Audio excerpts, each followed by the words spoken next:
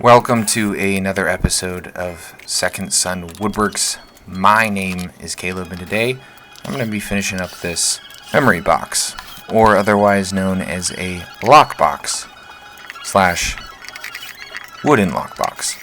If you've been watching the previous episodes in which I have been building this box, you know that I've learned a lot along the pathway toward finishing this box. So today I am beginning the process of finishing this box by sanding down the hard to reach areas with a piece of round sandpaper. I could have used a different type of sandpaper, but I used round sandpaper, and I folded it in half and I sanded the hard to reach areas where I wouldn't be able to get with my orbital sander, which I'll be using in a second. It was important to sand off any excess dried glue or wood putty in which may have accumulated in the seams.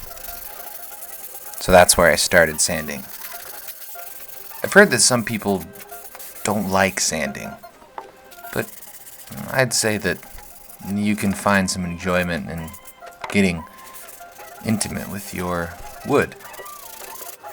I also take this opportunity to focus in on the smaller details of a project like this to make sure that there are no mistakes that I may have made along the way that I need to fix. This is a time to ensure that the project is just about ready to go. If this is your first time dropping by the Second Son Woodworks YouTube channel, welcome. I appreciate you taking the time to check out my videos. There is a whole host, or a whole collection of DIY project videos, mainly woodworking videos, but I have some other fun stuff, so make sure you go and check out my library. Whenever I'm finishing hardwood pieces, such as this one is made out of dark walnut and oak, it's important to get rid of as much dust as possible. So I'm a fan of using an air compressor to blow off dust, as well as a sham cloth, a microfiber towel, to wipe off as much dust as possible. That will make the process of oiling much better. From there, I wanted to make sure that the mitered corners looked nice. There's a little technique that I use. I did a separate video on this if you want to learn a little bit more on how to smooth out miters that may or may not be completely perfect. We just use a hard surface such as a screwdriver or a hard tool to kind of round over, rub in the miters toward the center, and it makes them look a bit nicer. After that, I used a bit of walnut colored wood putty to fill in sections where the hardware will be attached to the lid and the base of the box. The last video in this series is where I did the routering / cutting out using a drill and a router for the areas where the hardware sits. This fancy brass hardware and the humidor lock hardware are from Rockler, but they're a bit difficult to install, and so using this wood putty around the edges makes it look just a bit more professional and perfect. I don't believe in perfect, but it's close, and it's an easy way to finish off the box. Wood putty like this is a good thing to have when you're doing a hardwood project such as this. Even if you're using some softwood, it can be super helpful to fixing up a piece that you may have made small mistakes on, which is honestly so normal.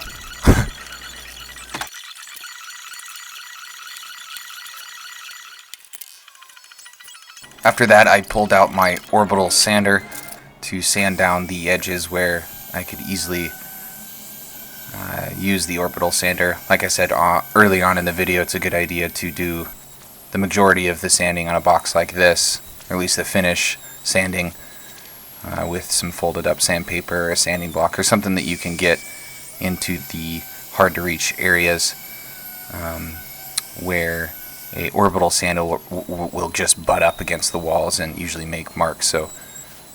But you could do the big open walls, such as the walls in this box with the sander in it, makes light work. I'm really excited about how the continuous grain turned out on this box. I have another video where I talk about that with regard to this box and how you do it with a box like this. But the character in the wood and then the way that it lines up at each corner really turned out nice, and it's really exciting. I'm stoked that it worked out. It's kind of a difficult thing. The first box I didn't do it right, which was fine. It was a good learning opportunity. Also, this was the first project that I was able to use my new branding iron. I have a separate video on this branding iron and the company that I picked it up from in the Santa Barbara County in Goleta, kind of Santa Barbara, but Brand New Industries is what the company is called, and really excited by how it worked out.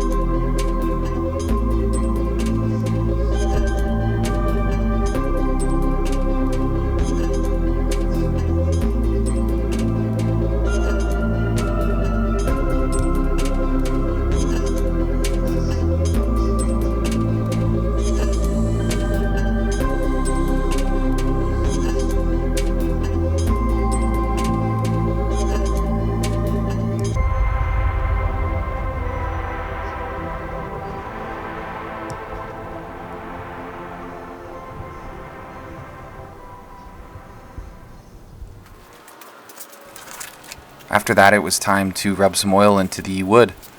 I had some pure raw linseed oil sitting around in the shop, and you can see here that I spilt it right away, and felt kind of dumb about that move, but I think my workbench isn't that nice, and so I just rubbed it off of there and rubbed it onto the box.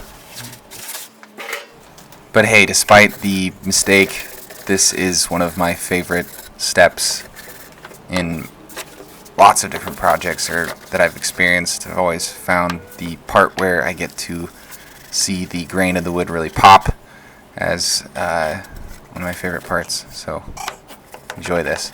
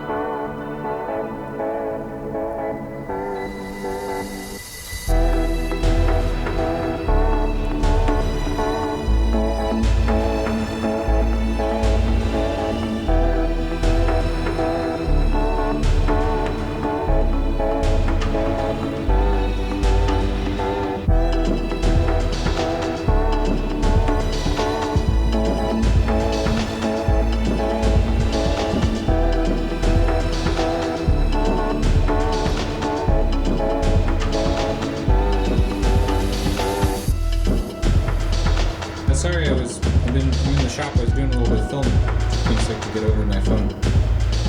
Oh, it's all good. How you doing?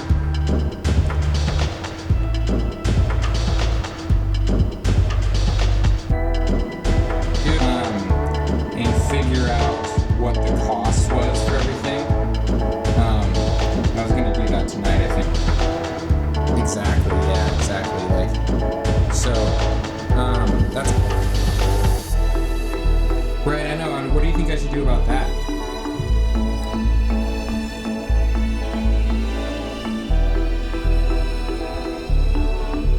Yeah.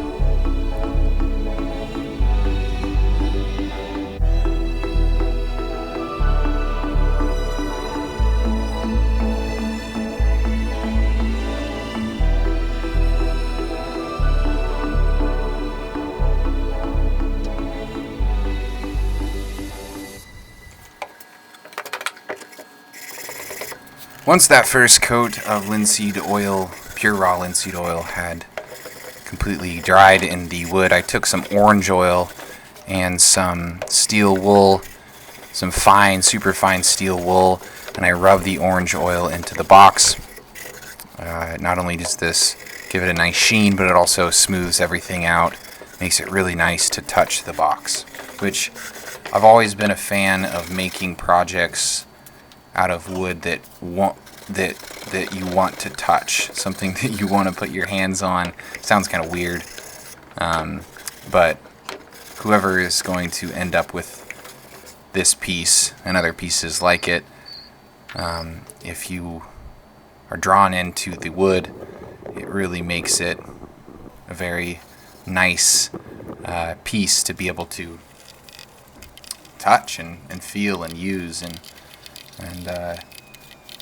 the steel wool really makes that happen. I really like using steel wool with wood. It was actually one of my very first woodworking projects that I used steel wool. It was this table that I built in a house that I lived in Seattle, and we used some reclaimed wood to build this table, and we used this orange oil and steel wool to do the finishing, and we spent a lot of time scrubbing the wood with the steel wool, and that coat, that sheen, lasted for so long that every once in a while we just do it again, and it felt so good to touch. It felt, it held up against water and other stuff that got on the table, and so I've taken that technique and I've used it for a lot of projects such as this box. Every project is different, and especially when it comes to the wood that you use. But when you're using harder woods, such as this walnut and this oak, walnut isn't the hardest of woods. Oak is probably a little bit harder. You can debate that down in the comments below. But it's really useful to sand down to a really high grit paper and or use steel wool with oil, and it ends up working out well.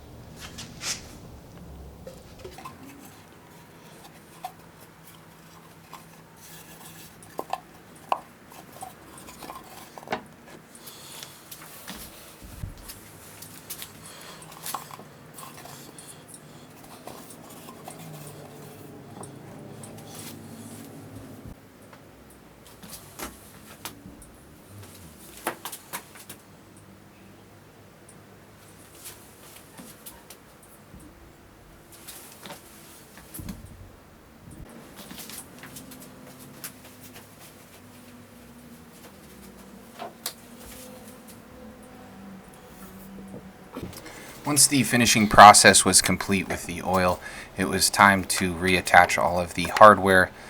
It attaches the lid to the box. These quadrant hinges, they're brass hinges that have this quadrant arm that goes into the sidewalls of the box. And then also I reattach the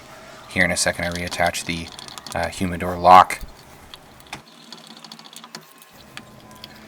These little pieces of hardware are really easy to lose, and I always tend to lose one of the screws and then have to find a replacement screw. So if you're doing a box like this, make sure you don't lose the screws. Just keep them in a cup or something. A piece of the humidor lock that goes on the face front of the little keyhole is sometimes difficult to get in there, so you can use some sort of pliers to push it in, but make sure you put a cloth over the top of it.